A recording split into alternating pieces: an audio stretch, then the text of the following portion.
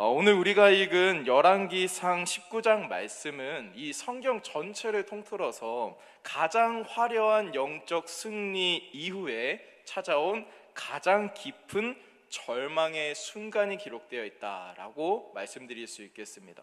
너무나도 화려하고 영적으로 멋진 모습이 있은 뒤에, 승리가 있은 뒤에 너무나도 절망적이고 안 좋은 그런 모습들이 드러나 있는 성경 본문입니다. 오늘 본문 말씀에 등장하는 엘리야에 대해서 조금 얘기를 해보려고 하는데요. 엘리야가 어떤 사람이었습니까? 제일 먼저 그는 하나님의 선지자였습니다. 선지자. 또한 열왕기상 18장에 기록된 말씀들을 보면 우리가 잘 알고 있는 대로 엘리야는 갈멜산 대결에서 우상 숭배자 850명과 대결에서 승리했던 용감하고 위대한 하나님의 사람이었다, 이렇게 평가할 수 있겠습니다. 우상 숭배자들이 하루 종일 빌고 빌어도, 심지어 몸을 자해하면서까지 부르짖어도 응답이 없었는데, 이 엘리야가 담대하게 나아가 하나님께 기도했더니 하늘에서 무엇이 내렸습니까? 불이 내리는 그런 역사가 있었습니다. 그리고 그로 인해서 큰 승리를 경험하고 거기에 모여 있었던 이 우상 숭배자들을 다 처단하는 이런 일을 했습니다. 그리고 또한 그 자리에서 그 상황을 목격한 이스라엘 백성들이 다시 한 번 더 하나님께 엎드려 하나님을 경배하고 하나님을 경외하였던 그런 사건을 주도했던 사람이 이 엘리야라는 사람입니다.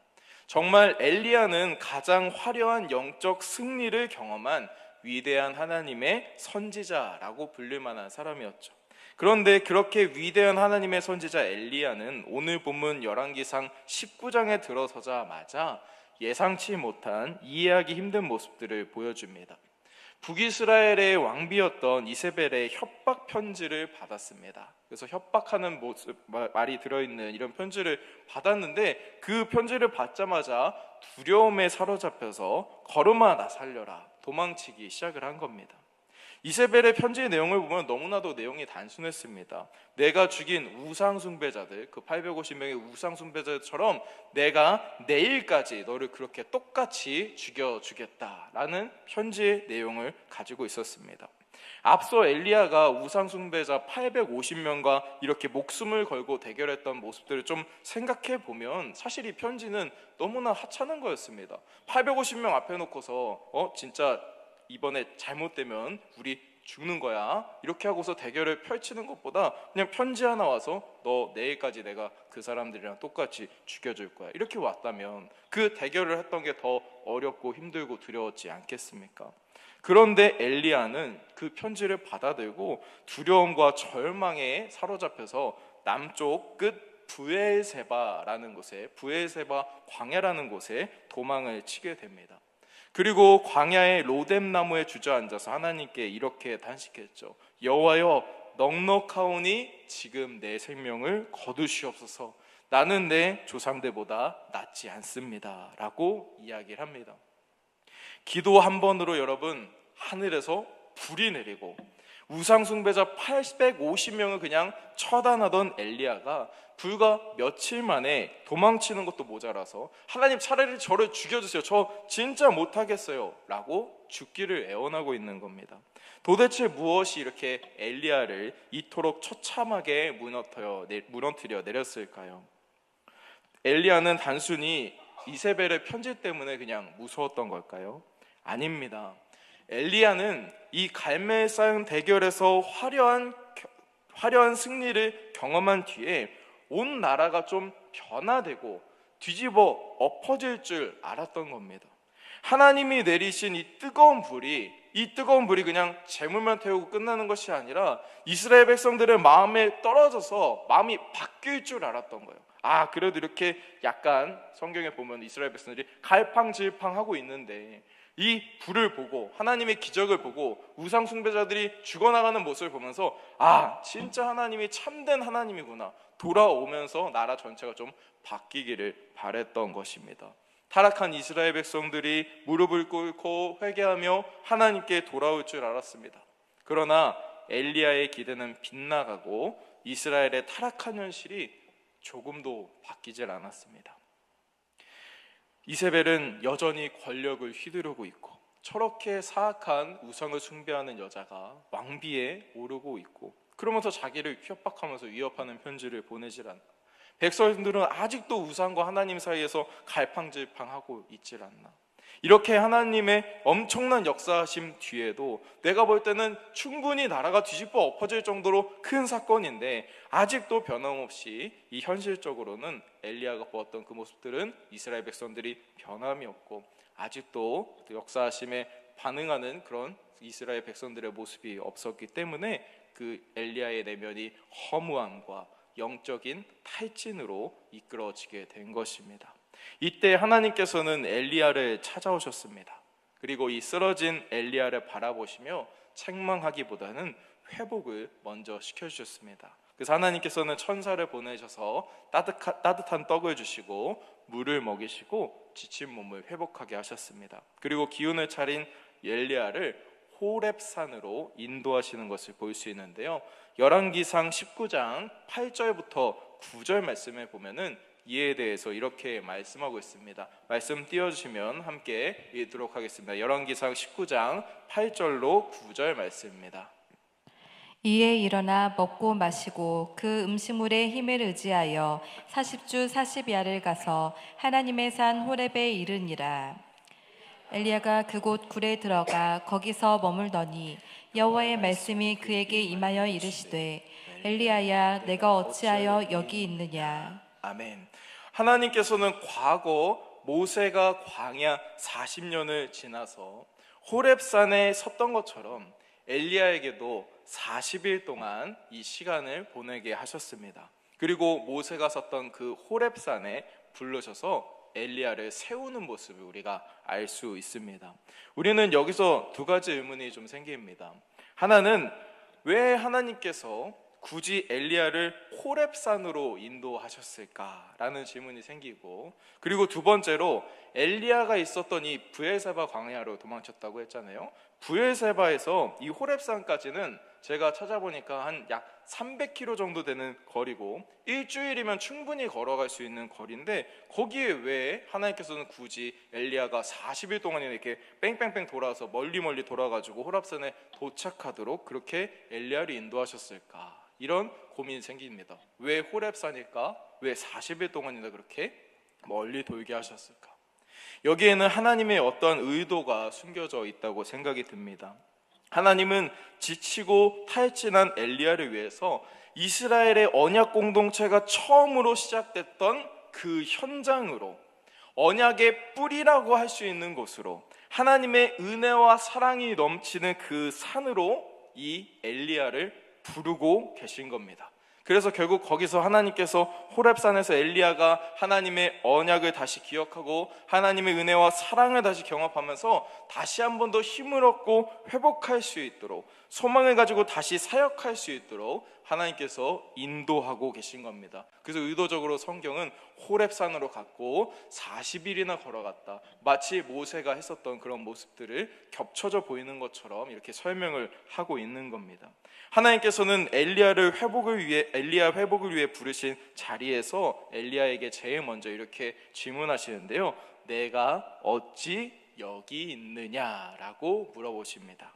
그때 엘리야는 이렇게 대답하는데요, 오늘 10절 말씀 함께 읽어보도록 하겠습니다. 오늘 본문 10절 말씀입니다. 시작. 그가 대답하되, 내가 만군의 하나님 여호와께 열심히 유별하오니 이는 이스라엘 자손이 주의 언약을 버리고 주의 제단을 헐며 칼로 주의 선지자들을 죽였음이오며 오직 나만 남았거늘 그들이 내 생명을 찾아 빼앗으려 하나이다. 아멘.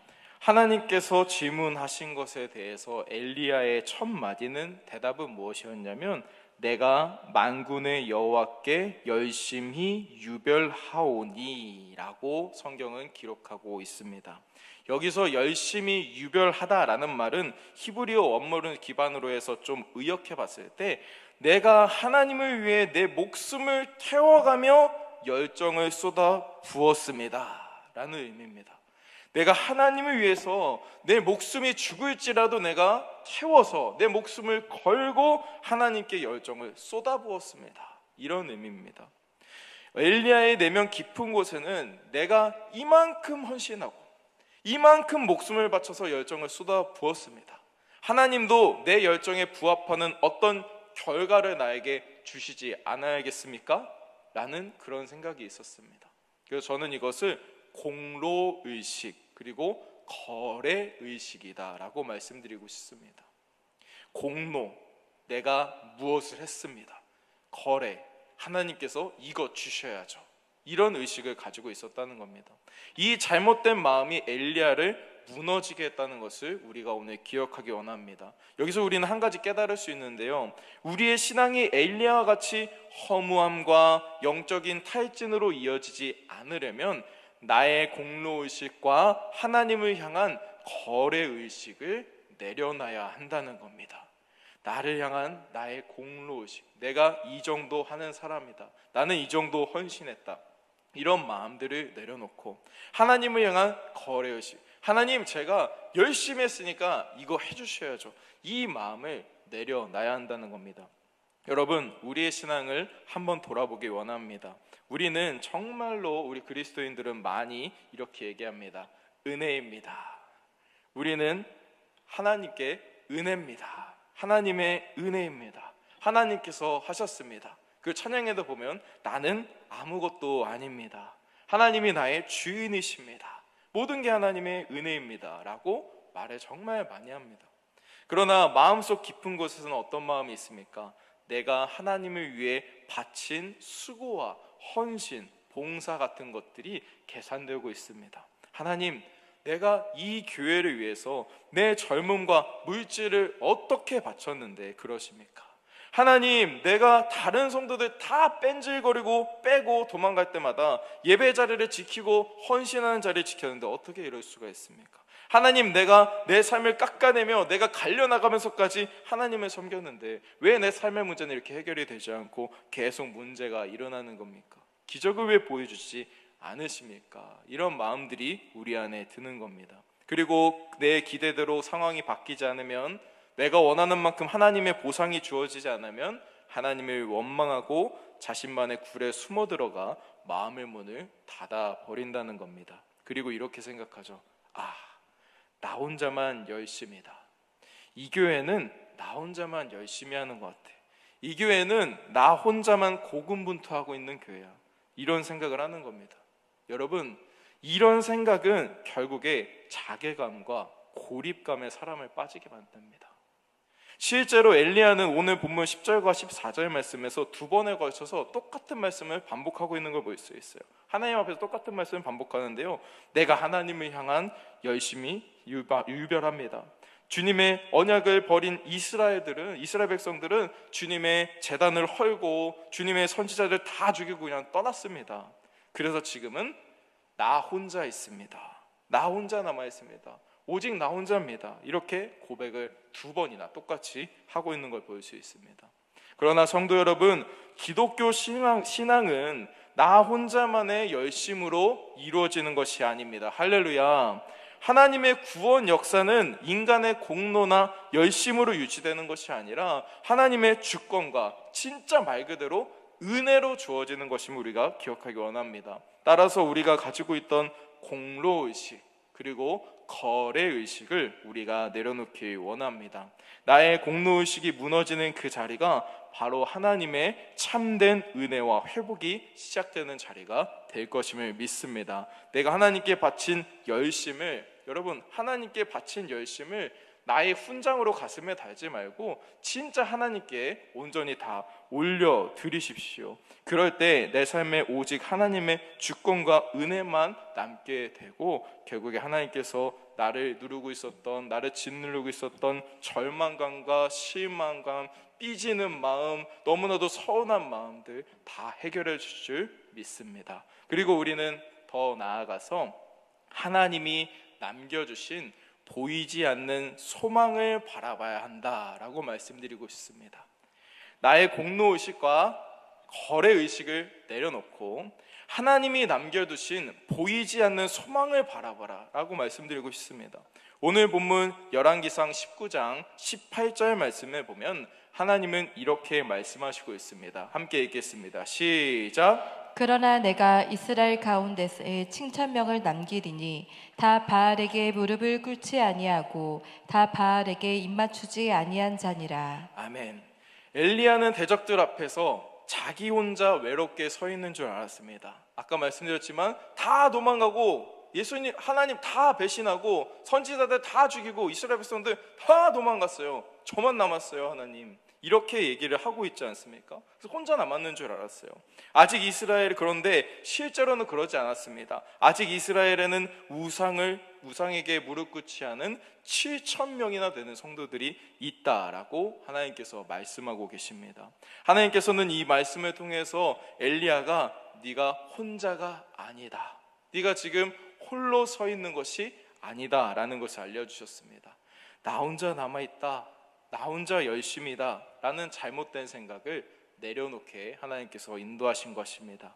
엘리야는 하나님이 남겨주신 7,000명의 성도들을 보지 못했습니다.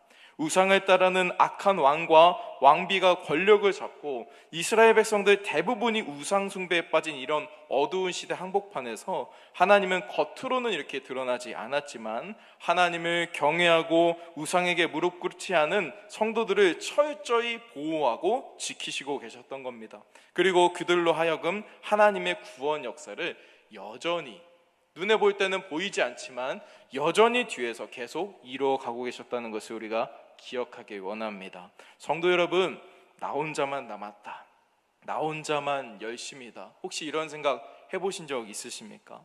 내 눈에 보이진 않지만 하나님께서는 오늘도 여전히 성도들을 보호하시고 하나님의 구원 역사를 이루어 나가시고 계십니다. 여러분, 많은 사람들이 얘기를 합니다. 이제 전도가 안 되는 시대야. 더 이상 교회는 부흥될 수가 없어. 요즘 출산율 저하로 다음 세대 인구가 그냥 물리적으로 줄어드니까 그냥 현상 유지만 해도 부흥되고 있는 거야. 아직도 예수라는 걸 믿는 사람들이 있어. 그러면서 또 역시 돈이 최고야. 돈이 최고야. 이만 해서는 절대 부자가 될 수가 없어. 주말마다 열심히 자기 개발해야지. 또 주식 공부해야지. 요즘에 주식 대박난 거 몰라? 투자하고 공부해야지. 왜 시간 아깝게 이 주말마다 교회라는 곳에 가서 시간을 낭비하는 거야? 그 시간에 차라리 여행을 다니고 쉬고 잠이나 자. 이런 얘기들이 정말로 많이 있습니다. 이런 어두운 현실 앞에서 우리는 영적 허무감과 절망감을 느낄 수 있습니다. 혹시 내가 잘못 가고 있는 건 아닌가? 나만 시간 낭비하면서 뒤처지고 있는 건 아닌가? 나만 남겨진 건 아닐까? 이런 생각들이 머리에 계속 맴돌게 된다는 겁니다. 그런데 여러분, 지금 이 시대에도 하나님이 남겨주신 소망이 있다는 것을 기억하기 원합니다. 할렐루야. 그 하나님이 남겨주신 소망이 무엇일까요? 저는 묵상하는 가운데 우리 부산명성교회다라는 생각을 하게 되었습니다. 여러분, 세상이 아무리 교회 부흥을 끝났어, 전도는 안 돼 라고 말하고 아직도 예수님 믿는 사람이 있어 라고 말하는 시대가 되었더라도 하나님께서는 우리 부산명성교회를 이 명지 땅에 세워주셨습니다. 그리고 우리 한 사람 한 사람을 이렇게 기도하고 예배하고 교회를 세워나가는 하나님의 사람들로 이렇게 세워두신 겁니다. 여러분, 옆에 계신 성도님들 한번 얼굴 보시겠습니까? 세상 사람들이 불타는 금요일이라고 이름을 붙이고 먹고 마시고 즐기는 이때에 옆에 사람들이 다른 사람들이 세상은 돈이 최고야, 그 우상을 향해 정신없이 달려가는 이때에 여전히 우리 옆에 있는 성도님들은 예배의 자리를 거룩하게 지키고 하나님 앞에 기도하러 나온 것입니다. 그래서 우리가 하나님께서 이 시대에 남겨두신 거룩한 7,000명이다 라고 말씀을 드리고 싶습니다. 또 우리 교회에는 항상 앞에 나서서 또 그리고 보이지 않는 곳에서 교회 공동체를 위해 헌신하시는 성도님들이 많이 계십니다. 식당 봉사로, 또 주차 봉사로, 성가대로, 찬양팀으로, 방송실로, 교사로, 차량 운전으로, 청소로, 분리수거로, 성경 교육으로, 기획으로, 또 예배로, 기도로, 헌금으로, 시설물 관리로, 현수막 디자인, 꽃꽂이, 촬영, 수양관 청소, 관리, 또 전도, 신방 안내, 새가족 반합반 등 너무나도 많은 곳에서 여러 성도님들이 아직도 하나님의 구원 역사를 위해서 일하고 계십니다. 하나님의 나라의 확장을 위해서 열심히 일하고 계시다는 겁니다. 이렇게 하나님께서는 우리 부산명성교회 성도님들을 통해서 절망 가운데도 하나님의 구원 역사를 이루어가고 계십니다. 그런데 여러분, 문제는 사탄이 계속 속삭입니다. 넌 혼자야. 너만 하고 있어. 다 떠나고 너만 남았어. 이렇게 속삭입니다. 봐봐, 교회 청소 너만 하잖아. 저 진짜 여기 교회 사무실에 있으면서 성도님도 혼자 밤에 퇴근하고 오셔서 혼자서 청소하시는 거 보면 참 마음이 아픕니다. 혼자잖아 너. 다른 목장들 다 안 오잖아. 핑계대고 안 오죠. 너 혼자잖아.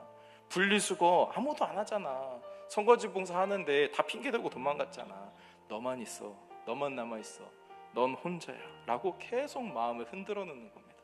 아까도 예배 전에 오셔서 뒤에 막 다 같이 청소하시더라고요. 함께 모여서 하면 이렇게 기쁜데, 내가 만약에 혼자 남게 되면 그것으로 상처를 받고 시험을 받을 수 있다는 겁니다. 하지만 성도 여러분, 이런 사탄의 속삭임에 넘어가지 마시길 바랍니다.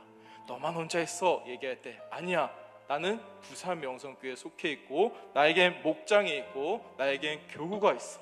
내가 맡고 있는 부서가 있고 사람들이 있어. 내 가족들이 있어. 이런 마음들 우리가 갖기 원합니다. 우리는 다만 하나님께서 여전히 일하고 계신다. 비록 보이지 않을지라도 하나님께서 구원 역사를 지금도 이루어 가신다라는 것을 믿고 자기 맡은 자리에서 최선을 다하면 됩니다. 우리의 구원은 하나님의 손에 달려 있습니다. 우리가 하는 것이 아니라 하나님의 능력으로 이미 승리를 얻은 것입니다. 할렐루야. 이 사실을 믿으며 보이진 않지만 하나님께서 남겨주신 소망, 우리 서로를 바라보며 나아가는 우리가 되었으면 좋겠습니다. 사랑하는 성도 여러분, 우리 안에 깊게 새겨져 있는 나의 공로의식, 하나님을 향한 거래의식을 우리가 내려놓기 원합니다. 이런 마음들은 우리의 신앙을 병들게 합니다. 우리를 고립감과 외로움에 빠지게 합니다. 우리 모두 진심으로 하나님이 하셨습니다, 하나님의 은혜입니다라고 고백할 수 있었으면 좋겠습니다. 또한 비록 어둡고 타락한 세상이지만 그 가운데서도 하나님이 남겨주신 보이지 않는 소망, 남은 7,000명의 성도들을 우리가 바라보길 원합니다. 우리는 혼자가 아닙니다.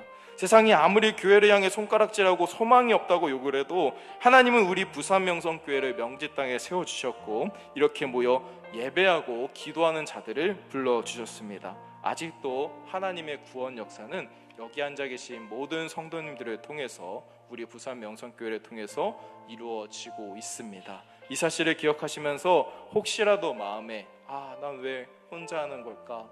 왜 청소할 때 아무도 안 오는 걸까? 이런 마음들을 갖고 계신 분들이 있다면, 마음에 무언가 또 불편한 것들이 있으신 분들이 계시다면 오늘 말씀을 의지해서 하나님의 은혜와 사랑, 또 언약의 말씀으로 회복을 경험하는 모든 성도 여러분 되셨으면 좋겠습니다.